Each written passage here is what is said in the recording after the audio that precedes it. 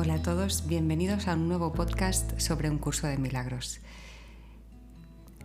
Lo voy a titular La vocación de servicio de un curso de milagros. Soy María Ibars, estudiante y divulgadora del curso desde hace ya unos años y te doy la bienvenida a este espacio. ¿Tendrá una vocación de servicio este camino? Para algunos que lleven poco tiempo en esto, no os creáis que los que llevamos mucho tiempo en este camino hayamos tenido la respuesta tan clara. De hecho, yo desde mi andadura en el curso hubo toda una parte donde realmente dudaba de que la enseñanza me estuviera invitando a tener una actitud más de acción. De hecho, me pasa muchas veces que comparto en YouTube o en algún otro medio sobre ese carácter activo que descubrí en el curso y recibir algún mensaje como diciendo no, que lo que hay que hacer es aceptar que el mundo es una ilusión, el mundo es un sueño y ya, eso es todo lo que tengo que hacer, ¿no? Y estar en paz y ya, ¿no? Y la verdad es que entiendo perfectamente, ¿no?, esos comentarios, porque durante una etapa de la andadura yo estaba también en esa pantalla, porque la manera de compartir el curso se enfocaba absolutamente en eso, ¿no? En la época de la pandemia descubrí los textos originales, ¿no? Los textos originales de un curso de milagros y que ya eran públicos, y allí pude ver material que no se había volcado finalmente en la edición azul y que en realidad daba una claridad muy, muy, muy grande a esa vocación de servicio y carácter más activo que tiene el curso. Yo en mi caso pasé obviamente un momento como de crisis de actualización de datos, ¿no? Hasta que ya realmente ahora la verdad es que está todo no solo integrado sino reluciente, ¿no? Es que siento como desde hace ya mucho tiempo como que el sol brilla, ¿no? Es decir, es como si la enseñanza se hubiera cerrado, ¿no?, para mí. En realidad ahora, con perspectiva, realmente veo que ese carácter activo, esa invitación activa, siempre ha estado en la edición azul. Es que absolutamente siempre, desde los principios de los milagros, que están justo al principio del texto, se te guiará, ¿no? Es decir, desde los principios de los milagros hasta en las lecciones, ¿no? El libro de ejercicios, cuando habla de ese papel, los ministros de Dios, diferentes cosas donde es muy difícil encajar la idea de que no se nos está invitando a que haya un movimiento como muy deliberado, pero inspirado, claro, porque ahí, claro, cuando empecemos a hablar, ¿no?, de cómo movemos esa acción, hay que hablar sobre ello, ¿no?, para que sea una acción desde ese no hacer, sea una acción desde el espíritu, ¿no? Pero no son. En realidad en la edición azul está absolutamente ahí. Lo que pasa que es verdad que este carácter esta mirada más pasiva del curso que consiste en ver el milagro como simplemente un cambio de percepción interna y que yo tengo que hacerme consciente que el mundo es un sueño. Yo creo que es una mirada que la verdad que en perspectiva creo que ha sido muy útil y que ha sido una mirada aún así sumamente intensificada, y ahí yo creo que igual ahora es el momento de ir añadiendo, ¿no?, más facetas y colores del curso, ¿no? Y que fue una mirada especialmente intensificada justo cuando apareció un curso de milagros en los años 70, sobre todo por los grandes protectores de la enseñanza, ¿no?, como Ken Wapnick.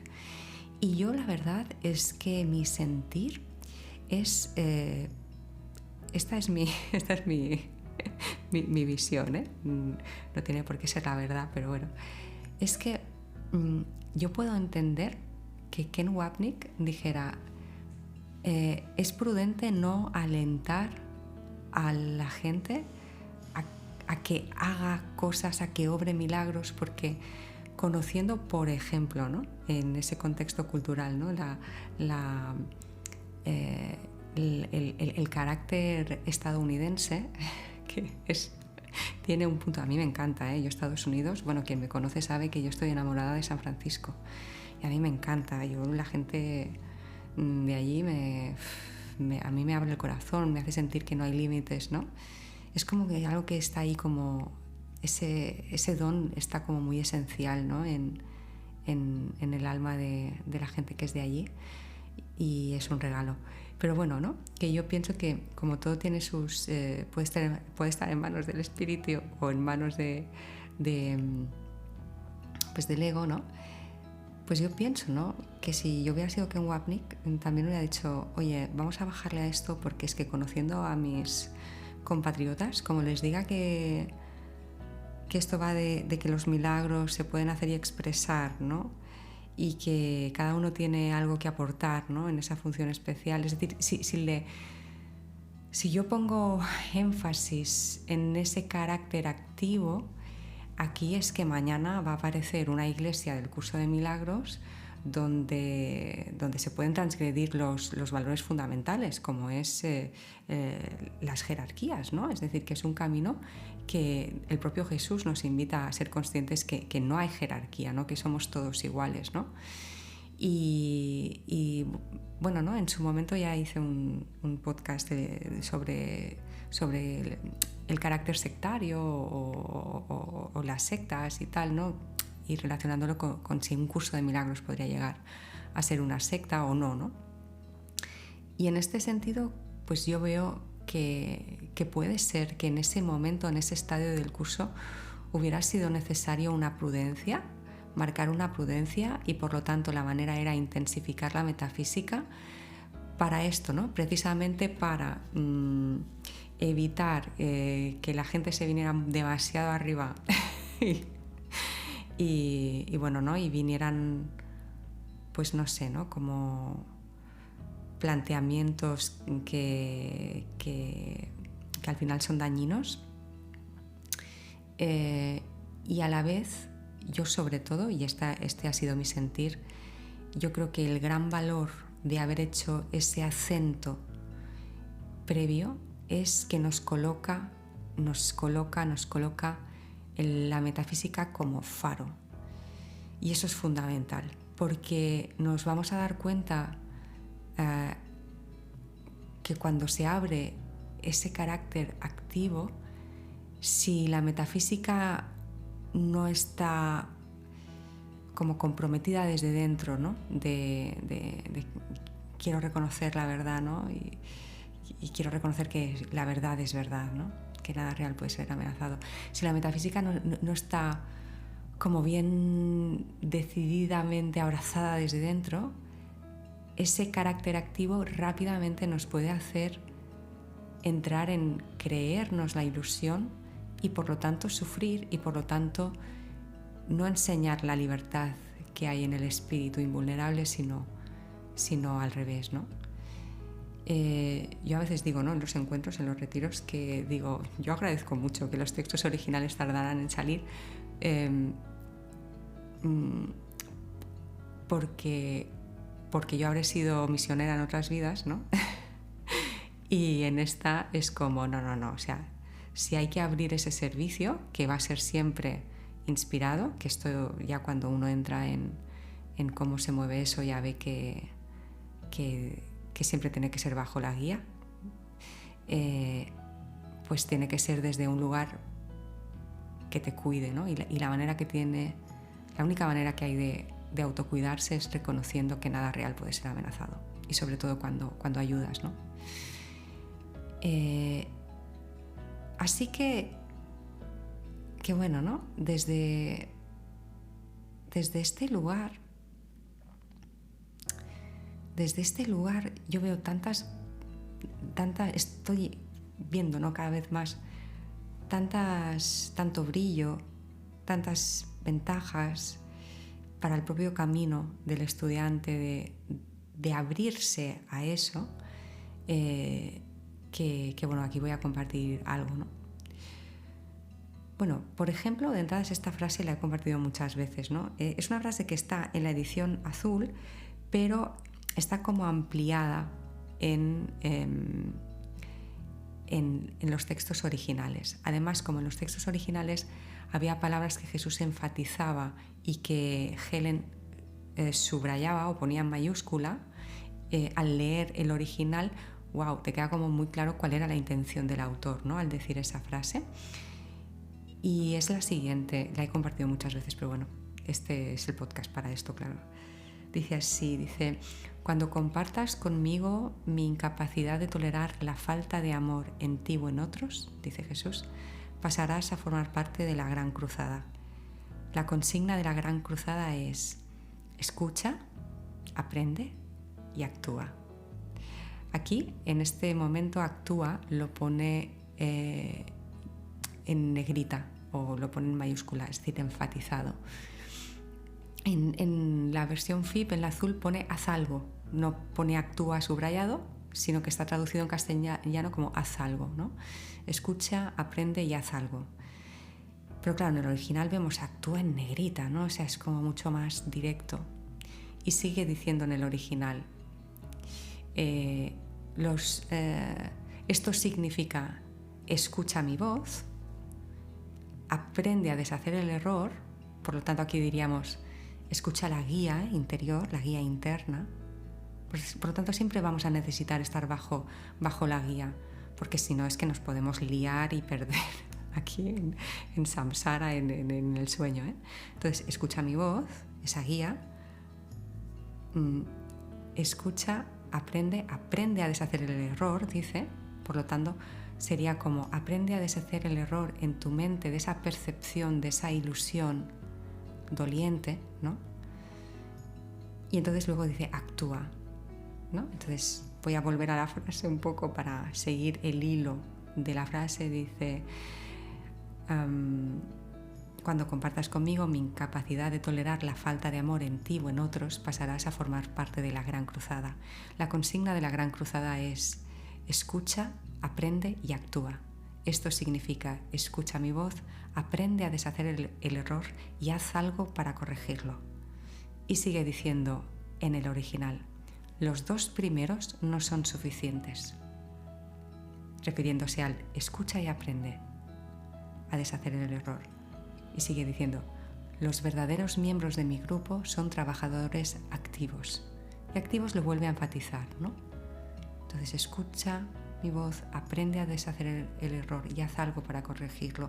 Los dos primeros no son suficientes, los miembros de mi grupo son trabajadores activos, ¿no? Claro, ¿no? Pues ahí vemos, ¿no? Ese carácter, ¿no?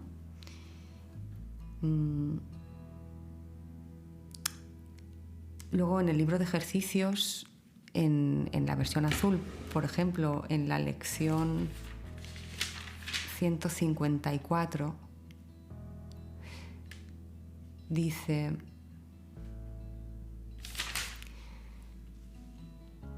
Él necesita, refiriéndose a Dios, Él necesita nuestra voz para poder hablar a través de nosotros.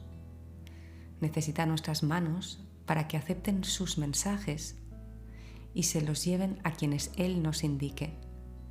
Necesita nuestros pies para que estos nos conduzcan allí donde su voluntad dispone que vayamos, de forma que aquellos que esperan acongojados puedan por fin liberarse. Así que bueno, luego hay un momento que nos habla de la función especial en el texto, que claro que en la función especial y en ocasiones, ¿no?, la vamos a ver desde ese punto más metafísico, ¿no?, que es aceptar la verdad en nuestra mente, pero también va a tener una expresión, ¿no?, ese pequeño papel. Y el hecho de ver este carácter activo, yo sé que igual al principio, sobre todo en un estudiante muy devoto, puede generar contrariedad, ¿no? Porque es como, a ver, yo he estado apostando por al final una pasividad y ahora me lo estáis cambiando. Bueno, a mí me pasó eso. Y yo invito a ver precisamente, ¿no? Todo ese estadio como muy fundamental para anclar la metafísica. Y luego con una mirada más neutra e incluso curiosa, si actualizamos los datos, vemos que efectivamente, ¿no? Este carácter de activo, ¿no? de darse, está ahí implícito, ¿no? Y está muy llamado. Y que todo el tiempo, o al menos yo así es como lo integré en mí, ¿no? Todo el tiempo que he hecho más ese enfoque ha tenido su valor, porque sobre todo es eso, ¿no? Ha puesto el faro en la metafísica, que es la que me puede ofrecer esa libertad interior, ¿no? El curso dice, la única manera de ser feliz en este mundo es saber que no estás en este mundo. O sea, ¿no? O sea, y bueno, ¿no? Y acabar con esto, el decir que en mi experiencia y lo que yo veo es que cuando empezamos a añadir este carácter activo, nuestra vida nuestra experiencia aquí empieza a latir. Empezamos a sentir que tenemos un valor aquí, ¿no? Que algunos dirán, ¿no? Desde una versión más advaita de tienes un valor aquí, ¿quién tiene un valor? El personaje, ¿no? Eres el personaje. Bueno, vale, pero en el proceso, en el progreso de ir aceptando la verdadera identidad, hay un progreso, hay un proceso. Y este proceso y este progreso, que es muy importante, porque Él necesita nuestra voz para poder hablar a través de nosotros, necesita nuestras manos para que acepten sus mensajes y se los den, nuestros pies para que nos conduzcan allí donde su voluntad dispone que vayamos, ¿no? Es decir, es muy útil para Dios y el Espíritu esta apariencia, este cuerpo que ahora es un medio de comunicación, porque nos dice que este mundo es como un videojuego que ha negado la presencia de Dios. Entonces, la única manera que esa abstracción de Dios puede hacerse presente en este videojuego, en este sueño, es a través de un avatar que exprese la verdad, ¿no? Entonces, bueno, pues eso, ¿no? En ese proceso, pues vemos que este carácter activo hace que algo dentro es más profundo, es del alma, ¿no? Siente esa liberación, ¿no? Ahí es cuando mi función y mi felicidad son una, dice el curso. Claro, ¿no? Cuando empiezo a hacer esa función, siento esa felicidad. ¿Por qué? Porque estoy respondiendo al llamado más profundo de mi alma, cuya voluntad está unida a la de Dios, que ama a su Hijo y que envía las ayudas para que despierte de un sueño que no le representa, ¿no? Un sueño de soledad, de muerte, de sufrimiento. Así que esta es mi experiencia y lo que yo observo, y de repente ahí veo cómo al releerme todos los principios de los milagros digo, wow, pero si es que esto está, cada vez lo oigo más fuerte, esta faceta del curso. Y en este sentido os voy a compartir una anécdota de Bill Thetford, un texto de los originales, para que veamos algo muy interesante. Es bueno, una anécdota de Bill. Voy a leer directamente, voy a ir leyendo. Esto es canalizado de Helen Schucman. Habla de como una charla que tiene que hacer Bill en un centro de rehabilitación. No sé si era de salud mental o algo así, ¿no? Y dice así, dice Jesús, dice, yo organicé que Bill asistiera a las reuniones de rehabilitación por muy buenas razones. Y quiero que las conozca para que podamos compartir nuestro objetivo allí. ¿No? O sea, ya con esta frase estamos viendo cómo esta guía, este Jesús del curso, está interesado en orquestar aquí encuentros, situaciones en las que, aquí dice, que podamos compartir nuestro objetivo allí, ¿no? ¿Y qué es lo que organiza Jesús?